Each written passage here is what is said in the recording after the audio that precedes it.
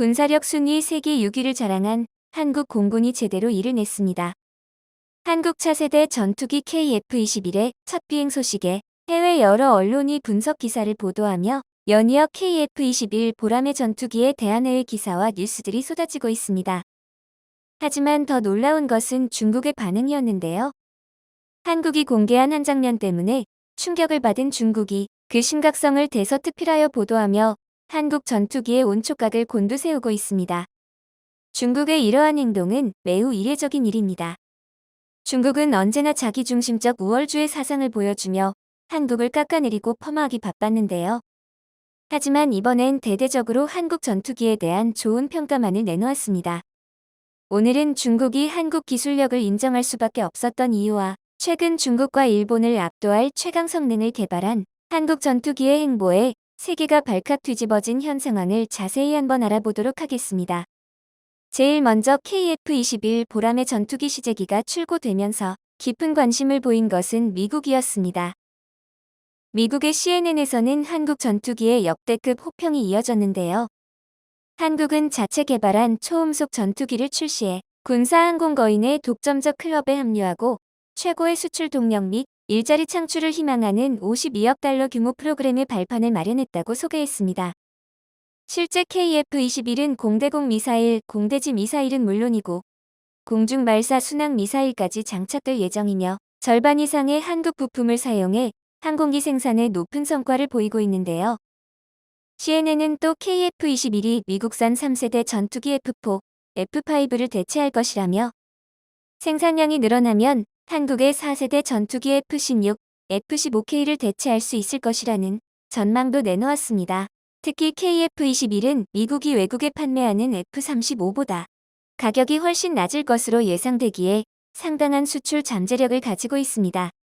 하지만 초반 중국은 이런 한국을 견제해 중국 언론을 통해 KF-21 보람의 전투기에 대해서 깎아내리면서 경계를 했는데요. 또한 중국 네티즌들은 먼저 비행 테스트나 해라. 우리 J-20보단 한참 아래인 듯. 한국이 T-50 훈련기 못 팔아서 껍데기만 바꾼 거겠지라며 자국의 스텔스 전투기인 J-20을 자랑하면서 한국의 KF-21 보람의 전투기가 스텔스가 아닌 4.5세대 전투기라는 것을 강조하면서 깎아내렸습니다.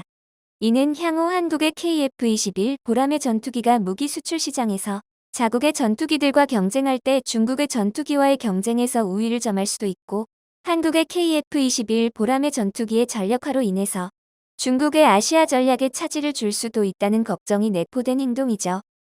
그래서 한국의 전투기 개발을 축하하는 글들도 일부 있지만 그보단 부러움과 질투가 내비쳐진 글들이 주를 이루었습니다. 하지만 최근 대형 수출 계약으로 주목받고 있는 K방산 한국형 전투기 KF-21의 첫 시제 1호기의 시험 비행 영상이 공개가 되면서 중국의 분위기가 180도 변하게 됐는데요. 그도 그럴 것이 중국은 미국의 F-35에 맞서 큰 포부를 가지고 개발한 J-20을 2017년부터 실전에 배치했지만 전투기 시장은 중국의 예상과는 한참 다르게 상황이 돌아갔었죠. 스톡홀름 국제평화연구소가 집계한 바에 따르면 1위인 미국은 996억 달러, 2위인 러시아가 615억 달러였고 중국은 72억 달러로 한참 뒤처진 5위를 차지했었습니다. 제20은 사실 Su-27 실패작, 스텔스 기체 무리에서 F-35 모방 장비를 넣으려는 기체라 봐도 무방한데요. 제20은 길이 20.3m, 폭 12.9m, 높이 4.5m로 미국의 주력 스텔스기인 F-22나 F-35보다 큰 크기를 가지고 있습니다. 또 수평꼬리 날개 대신 전방 수평 날개가 장착된 날개 동체 혼합형으로 설계돼 레이더 반사 면적이 커 스텔스 성능이 떨어지는 단점을 가지고 있는데요. 제20의 최대 속도는 마하 2.2에서 2.4 정도로 알려졌으며 엔진 출력이 낮아 지속적인 마하 비행이 어렵다는 진단도 나오고 있습니다. 이렇게 되면 내부 무장 창에 실을 수 있는 공대공 미사일 등 무기가 제한적일 수밖에 없어 이래저래 다른 전투기와의 경쟁력에서 많이 떨어집니다.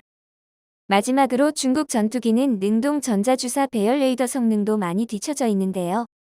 반면 EOTGP와 IRST를 탑재해 레이더가 꺼진 상태에서도 표적을 탐색할 수 있는 한국의 자체 개발 A사 레이더는 중국산보다 성능이 훨씬 우수합니다. 이처럼 중국의 제20평가와는 다르게 후평 1색인 한국의 KF-21 전투기는 출고식에서도 그 위험을 확실히 보여주었었죠. 결국 최근 중국은 하루 걸러 하나씩 세계 언론에서 나오는 KF-21 전투기 기사에 더 이상 한국 전투기를 무시할 수 없다는 현실을 자각하게 됐는데요. 최근 중국 관영 매체들도 뒤이어 한국 차세대 전투기 KF-21에 대한 정보를 세세하게 전달하며 한국의 무기 체계에 대해 관심을 보였습니다. 중국 국방부는 한국이 미국 F-35 스텔스 전투기를 60대까지 늘릴 계획이며 F-15K 전투기, KF-16 전투기 등도 보유하고 있다고 전하였는데요. 또한 여기에 KF-21 전투기가 실전 배치되면 한국 공군의 전투력이 획기적으로 향상될 것이라고 걱정하기도 했습니다. 실제 꼬리날개에 KF-21 001이 선명하게 찍힌 CJ1호기 엔진을 비롯한 모든 장비의 조립과 도색까지 마친 완전한 형태의 한국형 전투기 KF-21을 보고 있자니 가슴이 웅장해지는데요. 꼬리 날개마다 특별한 문양이 새겨져 있는 것이 CJ기 6대의 꼬리 날개 문양이 모두 다르고 동체 색깔도 조금씩 차이가 나 전투기의 특성을 잘 나타내면서도 비행 중 위장 효과 또한 뛰어날 것으로 보여집니다. 실제 단군 이래 최대 무기 개발 사업인 한국형 전투기 사업은 본 궤도에 오르며 중국과 일본을 압박하고 있는데요. 세계 8번째 4.5세대 전투기라는 영광을 받고 있는 KF-21은 앞으로도 전천후 기동성과 전투 능력을 바탕으로 공군의 중추 전력으로서 역할을 수행할 것으로 예상됩니다. 일제로부터 독립한 직후엔 미국이 초등훈련기로 사용하던 T-6 훈련기, 열대와 정찰기로 사용하던 L시리즈 몇 대가 전부였던 한국에게는 눈물 없이는 볼 수 없는 역전 드라마같이 느껴지는데요. 결국 한국의 끊임없는 도전에 최고의 방산 무기가 나오게 된 거죠. KF-21은 현재 동체 길이 16.9m, 높이 4.7m, 폭 11.2m로 미국 전투기 F-16보다는 조금 크고 미국의 항공모함 함재기로 사용되는 F-18과는 비슷합니다. 최고 속도는 마하 1.81이며 항속거리는 2,900km로 F-16보다는 성능이 월등하고 4세대 전투기 최강자로 불리우는 F-15K와는 비슷한 수준일 것으로 평가되고 있는데요. 하지만 KF-21에는 초기 단계의 스텔스 기능이 적용되어 있습니다. 이는 5세대급은 아니지만 적의 레이더의 실제보다 작은 형태로 포착되어 5세대 이하 전투기 중 스텔스 성능이 가장 뛰어날 것으로 보였는데요. 향후에도 스텔스 관련 기술을 적용해 5세대 전투기로 진화할 여지는 충분해 보이죠. 결국 이런 한국형 전투기 KF-21의 스펙들이 공개되자 최근 중국을 비롯한 주변국들은 비상이 걸렸습니다. 미국은 당장 KF-21의 출고식을 앞두고 KF-16의 성능 개량을 공개했는데요. KF-16의 성능 개량이 KF-21 초도 양산보다 1년 정도 일찍 끝나는 만큼 KF-21보다 경쟁력이 더 우수하다는 점을 부각하려는 것으로 보여집니다. 이는 한국의 KF-21을 개발하지 말고 미국 무기에 더 투자하라는 모양새인데요. 이어 중국의 언론들은 중국이 개발 중인 5세대 스텔스 전투기 FC-31에 비해 KF-21이 5세대 전투기의 거세 버전이라고 폄훼하고 있습니다. 기껏해야 부분 스텔스 전투 능력을 갖춘 4세대 전투기라는 것인데요. 하지만 정작 중국은 전투기에서 가장 중요한 엔진에서 검은 연기가 나는 등의 치명적인 문제들을 해결하지 못한 상태입니다. 반면 KF-21에 사용된 엔진은 미국의 함재기 F-18 슈퍼 호넷에 사용된 엔진으로 엔진의 성능 검증은 물론 항공모함 함재기 엔진으로도 이미 검증이 완료됐죠. 그리고 전투기의 눈이라고 할 수 있는 A사 레이더는 중국이나 러시아제보다 성능이 우수함을 자랑하고 있는데요.